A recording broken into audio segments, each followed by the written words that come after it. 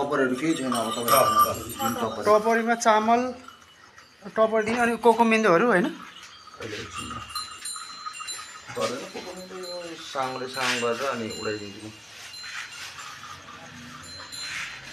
ल है दर्शक महानुभाव अब चाहिँ हामी यहाँ सिएमबुमा यहाँ कार्यक्रमहरु सुरु हुन लागेको छ यहाँ चाहिँ हाम्रो बोमजम गुरु एकदम भाइरल खतरा बोमजम गुरु यहाँ स्टार्टिङ गर्दै हुनुहुन्छ है